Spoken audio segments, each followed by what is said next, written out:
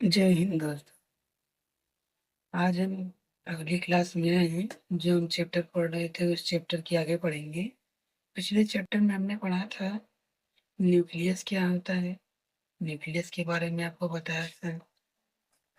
Nucleus का काम क्या होता है, कितने प्रकार के न्यूक्लियस में क्या क्या पाए जाते हैं, डीएनए आरएनए कैसे होता है, डीएनए कैसे होता है, आरएनए, डीएनए की खोज किसने की। हमने आपको सारी बात बता दिए था। उसमें अगर आपको रिवीजन करना हो तो रिवीजन के तौर पे आपको थोड़ा सा बता दे रहे हैं। न्यूक्लियस की खोज किसने की थी? तो रॉबर्ट ब्राउन ने। यानी कि केंद्रक की खोज किसने की? रॉबर्ट ब्राउन ने। और केंद्रक की खोज रॉबर्ट ब्राउन के साथ साथ जो केंद्रक के अंदर क्या पाया जाता है, तो गुणसूत्र पाया जाता है। केंद्रक के अंदर क्या पाया जाता है? गुणसूत्र। उस गुणसूत्र की खोज किसने की थी? तो वाल्डेयर ने की थी, जिसको अंग्रेजी में कहते हैं क्रोमोजोम। क्रोमोजोम की खोज किसने की? तो वाल्डेयर ने की। और डीएनए को सबसे पहले देखा किसने था? तो कार्लसबर्ग ने। डीएनए को सबसे पहले किसने देखा? तो कार्लसबर्ग ने। और इसके बाद जो डीएनए की संरचना बनाई गई थी, जो डबल हेलिकल संरचना होती है, उस संरचना को किसने बनाया सबसे पहले? तो वाटसन एंड क्रिक। ठीक है। और अगर पूछा जाए जीन की खोज किसने की, तो जीन की खोज हॉनसन ने की। जीन की खोज जो हॉनसन ने की। और जीन के अंदर क्या पाया जाता है? तो जीन के अंदर न्यूक्लियोटाइड पाया जाता है। जो न्यूक्लियोटाइड जीन जो बना होता है, सॉरी, जो जीन के अंदर न्यूक्लियोटाइड पाया जाता है, और यह जो जीन बना होता है जीन प्रोटीन का बना होता है। ठीक है। अब इसके आगे हम चलते हैं। हमने आपको न्यूक्लियस के बारे में बता दिया था। अब आज देखते हैं हम क्या, आज देखते हैं थोड़ा सा उसी जीन के बारे में। जीन के बारे में जो आपको समझाया था डीएनए के बारे में, उसे डीएनए में थोड़ा सा हमारा बच गया था। जो डीएनए होता है आपको बताया था। ये डीएनए का स्ट्रक्चर बना है पहले।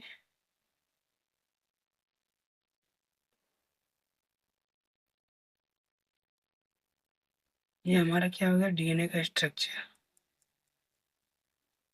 ठीक है। इस डीएनए में क्या होता है? तो जीन होता है।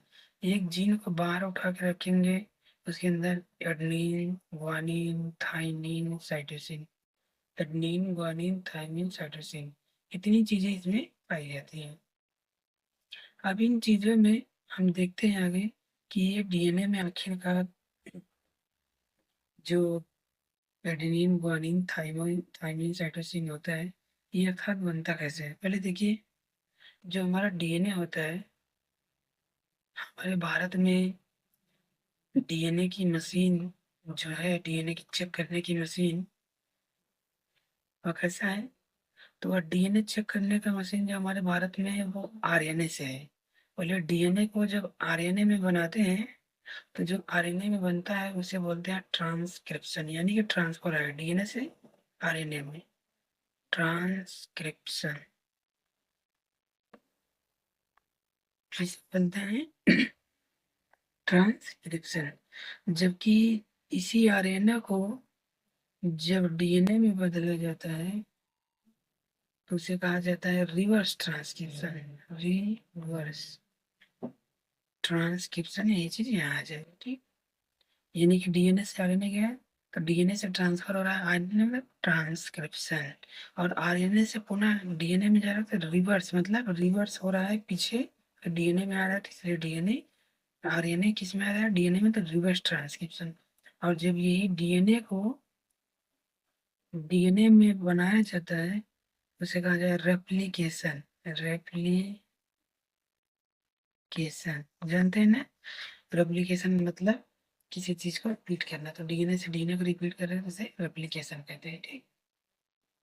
यही डीएनए जो होता है, इसी डीएनए में हर किसी बीमारी की, हर किसी चीज के बारे में, लगभग इस डीएनए के साथ साथ जो आपका ये डीएनए होता है, इस डीएनए में मनुष्य के पूरे शरीर की बनावट की, आकार की, पूरे डीएनए जो होती है, डीएनए पूरे शरीर की जानकारी रखता है। और इस डीएनए के साथ साथ जो आरएनए होता है, आरएनए में जो आपके शरीर में होने वाले क्या होते हैं इसमें 3 प्रकार के आरएनए होते हैं, आपको पिछले क्लास में बताया था। अगर आपको याद ना हो तो हम फिर से बता दे रहे हैं। आरएनए 3 प्रकार का होता है। एक होता है मैसेंजिंग आरएनए, एक होता है ट्रांसफर आरएनए और एक होता है आरआरएनए, यानी कि राइबोसोम आरएनए। ठीक। मैसेंजर आरएनए काम क्या होता है, तो यह बीमारियों को पहचानने की काम करता है। जबकि जो ट्रांसफर आरएनए है, यह बीमारियों को जो पहचान लेता है मैसेजिंग आरएनए ने, तो मैसेजिंग आरएनए के द्वारा पहचाने गए बीमारियों को ट्रांसफर आरएनए के द्वारा कहाँ भेज देता है, तो आरआरएनए के पास। जब आरआरएनए के पास आता है तो वह बीमारी को आरआरएनए क्या करता है, उसे मारने का काम करता है। क्यों? क्योंकि आरआरएनए जो है राइबोसोम का बना होता है। राइबोसोम बनता किससे है? प्रोटीन से, आपको बताया था। जब राइबोसोम प्रोटीन का निर्माण करता है तो यह उपस्थित आरएनए में या डीएनए में जो बीमारियां होती है उस प्रोटीन के निर्माण से आरएनए से नष्ट करने का काम करता है। जबकि ट्रांसफर करने का काम या परिवहन करने का काम कौन करता है? तो ट्रांसफर आरएनए। और जो मैसेंजर आरएनए क्या होता है, या प्रोटीन या आरएनए में उपस्थित बीमारियों को पहचानने का काम करता है। और बता दे रहे हैं हम 20 अमीनो एसिड मिल करके क्या बनते हैं? एक प्रोटीन बनाता है, एक प्रोटीन बनाता है। जबकि इस 20 अमीनो एसिड में 10 अमीनो एसिड शरीर में पहले से उपस्थित रहता है, और जब खाना पीना दाल चावल कुछ भी आप खाते हैं तो 10 अमीनो एसिड आपके शरीर में उस खाने से तैयार होता है। तब जाके 10-10 मिल करके 20 अमीनो एसिड बनता है, तो एक प्रोटीन बनता है। ठीक दोस्त। और जब एक प्रोटीन बनता है तो ये क्या करता है, एक प्रोटीन बन करके ये क्या करता है, ये प्रोटीन के बाद ये ग्लूकोज का निर्माण करता है। क्योंकि प्रोटीन ही जब अधिक इकट्ठा हो जाता है, तो अधिक इकट्ठा इकट्ठा होने से बाद जरूरत के अनुसार जब शरीर में ग्लूकोज खत्म हो जाता है तो यही प्रोटीन कट कट करके क्या करता है, बाहर निकलता है। जब बाहर निकलता है शरीर की कोशिकाओं से, तो शरीर की कोशिकाएं इस प्रोटीन से ही ग्लूकोज को बनाने का काम करते हैं। और ये 38 एटीपी बराबर एक ग्लूकोज होता है। लेकिन जो ये 38 एटीपी आ रहा है, ये 36 एटीपी आपके भोजन के द्वारा मिलेगा, और 2 एटीपी आपके शरीर में पहले ही से उपस्थित रहेगा। यानी कि 38 एटीपी के द्वारा एक ग्लूकोज बनता है, तो 38 एटीपी में 36 एटीपी आपके शरीर में भोजन जब खाएंगे तब आपको मिलेगा। और 2 एटीपी आपको भोजन, सॉरी 2 एटीपी आपको पहले से ही आपके शरीर में उपस्थित रहता है, जिससे 36 + 2 मिल करके 38 एटीपी बनाते हैं, जिससे एक ग्लूकोज बनता है। और एक ग्लूकोज और क्या होता है, एक ग्लूकोज बराबर 4.2 किलो कैलोरी ऊर्जा देती है। और इस एक किलो एक सॉरी एक ग्लूकोज जो ग्लूकोज के द्वारा 4.2 किलो कैलोरी ऊर्जा बनती है, यह आपके शरीर में लगातार ग्लूकोज की मात्रा बनने रहने से होती है। ठीक है दोस्त। चलते हैं आगे। अब ये हमारा रिवीजन होगा। अब आगे हम चलते हैं किस पर, आगे हम चलते हैं, हमारा क्या था, हमने ये पिछले भी चैप्टर में सब कुछ पढ़ लिया था, आपका रिवीजन भी कर दिया। अब थोड़ा सा जो हमारा बचा है क्या है, cell division. Cell division, division. Cell division का करता है, यह क्या करता है, यह इसको कहते हैं कोशिका विभाजन, हिंदी में बोलते हैं कोशिका विभाजन।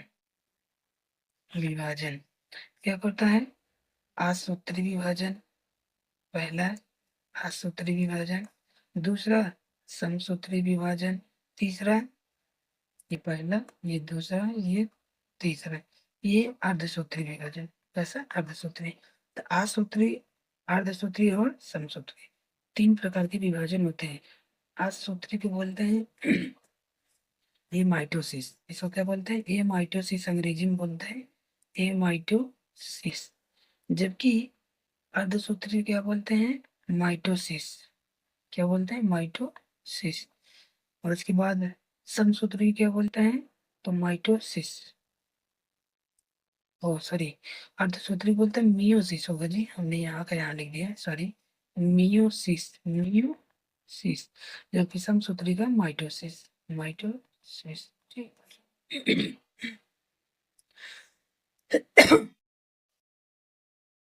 तो असूत्री विभाजन किसमें होता है ये बता दे रहे हैं, आपको लिख लीजिएगा। असूत्री विभाजन एक प्रोकैरियोटिक सेल में होता है। अब प्रोकैरियोटिक सेल किससे होता है आपको बताया था, जब हमने लवक के आधार पे आपको कोशिका पढ़ाया था कि प्लांट कोशिका एवं जंतु कोशिका में लवक के आधार पर अंतर। तो प्लांट कोशिका को बोलते हैं प्रोकैरियोटिक और जंतु कोशिका को बोलते हैं यूकैरियोटिक। तो असूत्री विभाजन जो होता है वो किसमें होता है तो प्रोकैरियोटिक। प्रोकैरियोटिक कौन होते हैं तो पेड़ पौधे होते हैं। ठीक। और इनमें क्या होता है एक मदर सेल होती है, और ये मदर सेल जैसे मान लीजिए आपका बैक्टीरिया कोई हो गया, ये बैक्टीरिया आपका है, इस बैक्टीरिया में एक इसके बीच केंद्रक रहेगा। यह केंद्रक क्या करेगा, यह एक मदर सेल है। जैसे ये धीरे धीरे विकास करेगा मदर सेल, तो क्या होगा छोटा सा इसके अंदर एक धागा बनेगा। वो धागा का नाम होता है स्पिंडल फाइबर।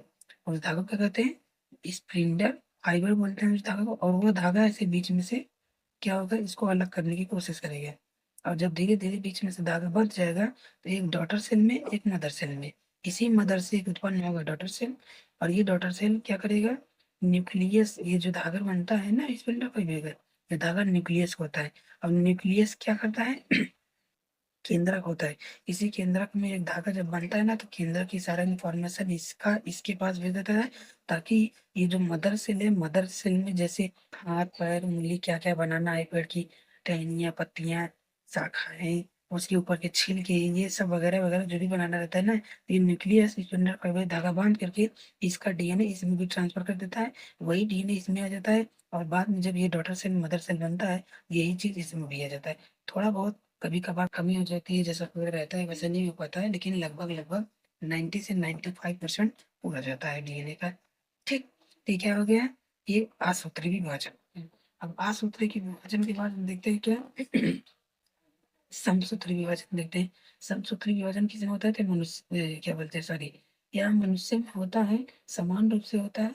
जैसे हड्डी क्रम में टूट जाती है कहीं पे चमड़ा कहीं कट जाता है तो ये हड्डी और चमड़े को जोड़ने का काम करता है। समान रूप से विभाजित है तो कोशिकाओं को आपस में जोड़ने का काम करता है ताकि दिक्कत ना हो। लेकिन अर्धसूत्री क्या होता है, अर्धसूत्री ये जो होता है यह मनुष्य में डीएनए के स्ट्रक्चर के बारे में बनाए रखता है, ताकि डीएनए जब क्या होता है अर्धसूत्री में जब एक मादा और एक पुरुष जब आपस में निषेचन का काम करते हैं तो निषेचन के दौरान जो कोशिका का विभाजन होता है वह एक उसका सॉरी जो सॉरी जो मतलब बोला जाए कि एक महिला और पुरुष के निषेचन के दौरान जब एक रिप्रोडक्शन होता है तो एक जो बच्चा बनता है उस बच्चे बनने में महिला और पुरुष के कितने गुणसूत्रों का योगदान होता है। तो मेल में 46 गुणसूत्र और फीमेल में भी 46 गुणसूत्र होते हैं। लेकिन ये समान समान रूप से नहीं आते हैं, ये आधे आधे रूप से आते हैं। 23 गुणसूत्र आएगा मेल में से और 23 ही गुणसूत्र आएगा फीमेल में से, क्योंकि 46 संख्या में होती है 23 जोड़े में होता है। इसलिए इसका आधा आएगा पुरुष से और इस आधा आएगा महिला से। जब वो बच्चा जन्म लेगा, बच्चा जब बनेगा तो 46 गुणसूत्र वाला परिपूर्ण रूप से एक व्यक्ति बनता है। ठीक है। बाकी इसके बारे में हम आपको अगली क्लास में फिर से हम बढ़िया से समझा देंगे। Thank you. वीडियो को लाइक करिएगा शेयर करिएगा कमेंट करिएगा लोगों में, चैनल को सब्सक्राइब करिए। थैंक यू धन्यवाद।